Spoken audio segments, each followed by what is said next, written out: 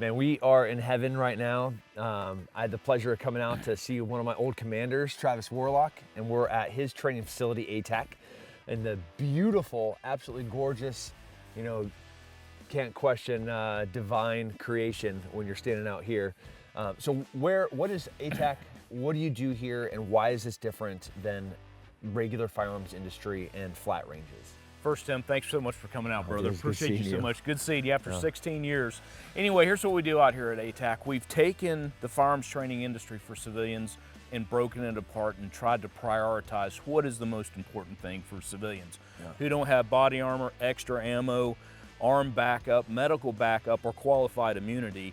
And that is to strip it down to what is most important to them, which is, in my opinion, is not to be shot versus putting all our eggs in one basket, just focusing on shooting the threat. So what we do out here is we looked at the firearms industry and what it primarily has, and that's just basically one-directional ranges shooting at paper targets with hand cannons requiring hearing protection that essentially just trains you to be deaf and not incorporate what you're hearing into your decision-making. Decision-making is also an imperative portion of what we're doing out here, because we put live guns or cell phones and guns in our target mannequin's hands so that you have to see and make an armed judgment on the move.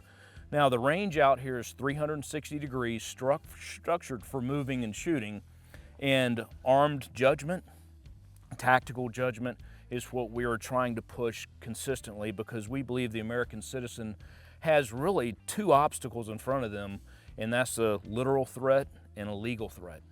And if you don't make a correct judgment, and you shoot someone that is not armed, that has a cell phone, you might as well mortgage your house and get the best defense attorney you can find, because you're going to be running into some heavy legal actions. Yeah. Your and Ashley's background, I had the pleasure of working with you. You had special operations nearly your whole entire career, prior enlisted, then went to O.T.C, and then went back to special operations again. Right. Yeah. So you've done this your whole entire adult life? For the most part, yeah. Absolutely. And out here bringing out what size groups? So we do, if we have a family, mother and father and older children, we'll do 4, but primarily we're just reducing it down to 2 people. And that is so we can have one-on-one instruction throughout the day. You got to have it on a 360 range with as many rounds as we're pushing.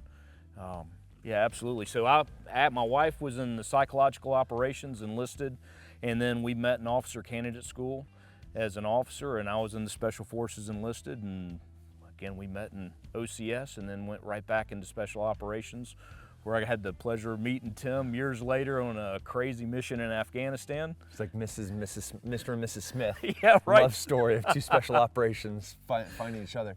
Absolutely. So behind us is the range, Yeah. shoot house, training facility, classroom.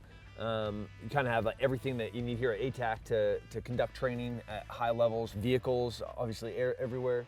Yes. So absolutely. So we do structure defense and working in and around and shooting in and around walls, hallways, structures, corners, as well as vehicles. We shoot from inside a vehicle out, outside of a vehicle in, from vehicle to vehicle. We shoot glass under the vehicle. We take anywhere you can utilize a firearm on, in and around a structure or a vehicle, we do that. nice.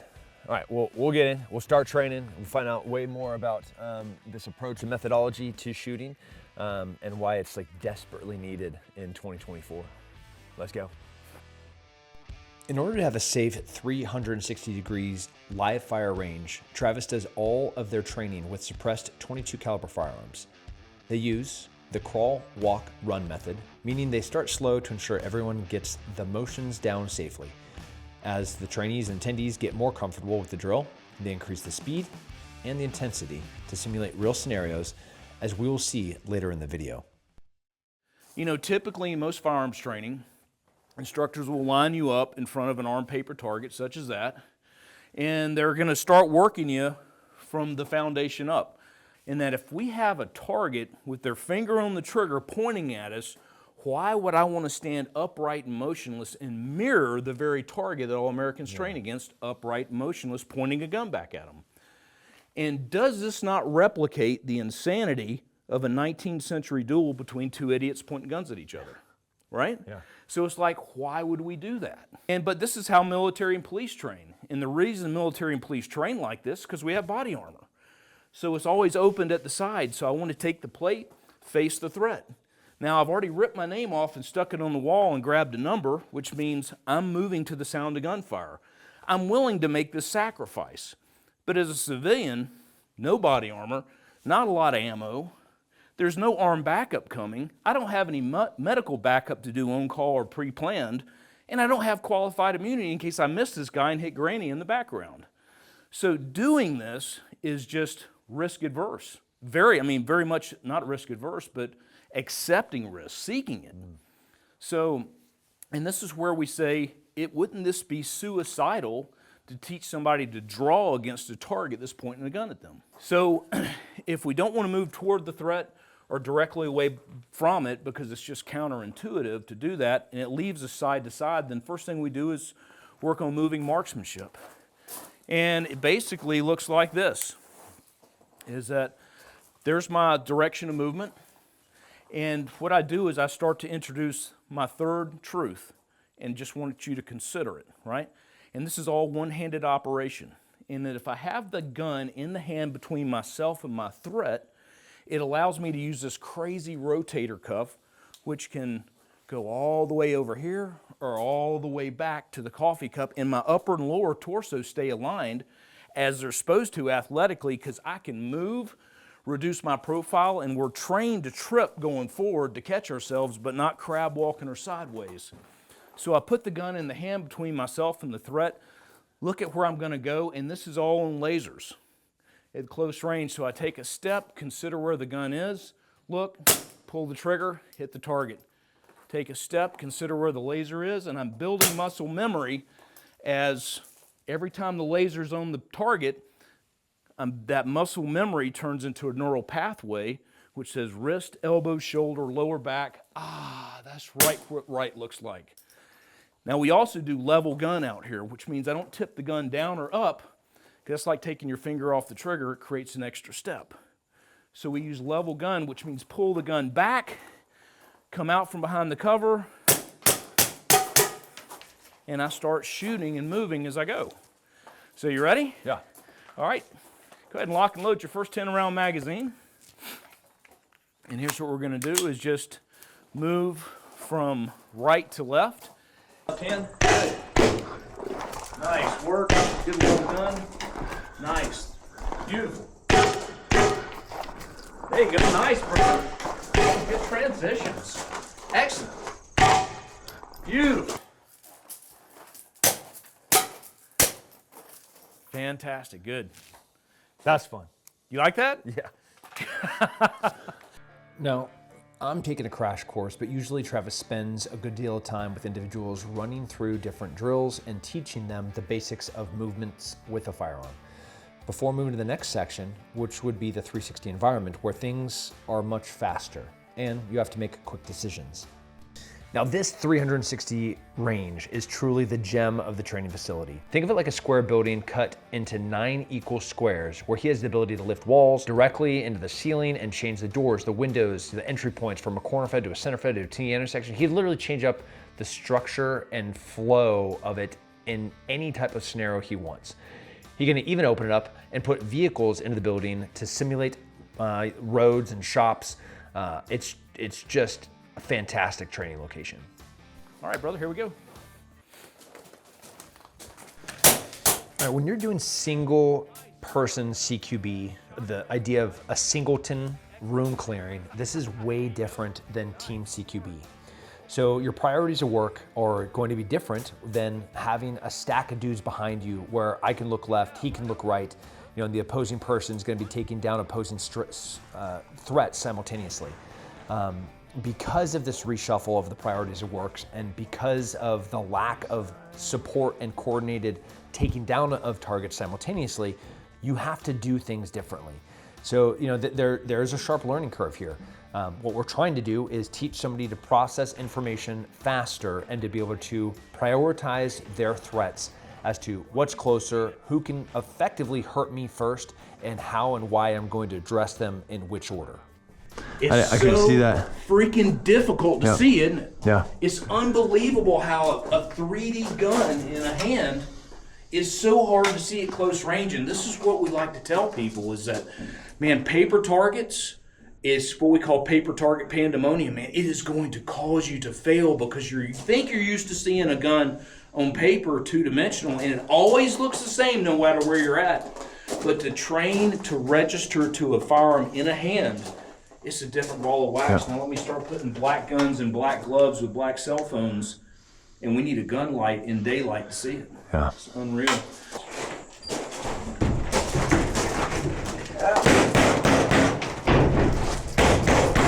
Nice work, man. I usually get them with that one. After a few rooms, you know, I'm kind of getting the hang of how Travis wants me to be opening doors, how I'm going to take down opposing threats, you know, the flow of the building. You know, as we work through it clockwise, when we go back through it counterclockwise, there's a lot of things that you're trying to process and trying to positively identify who has weapons, who has cell phones, but it is just a ton of fun. Being able to train in an environment like this, that it's so conducive. Like you're not wearing these big, huge earmuffs. Like everything is safe, and it just makes it a conducive learning environment.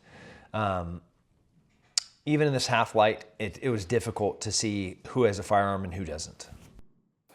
So I come to my next door. It's a pull door. I don't want to be caught naked here as I'm checking the condition of my gun in case somebody opens it. So we just offer this suggestion: a simple foot trap at the bottom of the door. Somebody barreling through it ain't going to stop, but a casual or maybe a little more aggressive is going to give you that chance to move out of the way. My right shoulder's against the wall. I use my right foot. If I use my left, I trap the gun against the wall. If somebody comes in behind me, I can swing and hit them. So I check the condition of my gun, move my foot back, arm back. There's corner one, follow me through, corner two, corner three. They're holding the laser on, bang, bang, bang. Here's my next door, right foot trap, check the condition of my gun. If I'm good to go, pull out. The reason I pull the door handles up high is to prevent that. And it's just a safety mechanism. Corner one, corner two, corner three. There's my bad guy. Hold the laser in that circle, using all available real estate to get around. Of course, once I start getting the hang of it, in the sterile kind of CQB layout, Travis ups the difficulty once by taking me to a different and much more difficult building where everything is decorated. It's to simulate real rooms with real scenarios with furniture, paintings, and lights. The audio supports kind of what is happening in each of these scenarios. It's way more complex. There's smoke and sounds. It's a ton of fun. Ooh, that smoke is tough. Travis does an incredible job here trying to overwhelm the attendees, the trainees, with all of their senses. It's just difficult when it's loud, when there's different smells, different sights, when you have opposing threats. Does this person have a gun? Do they have not a gun? Do they have a cell phone? Do they have a camera?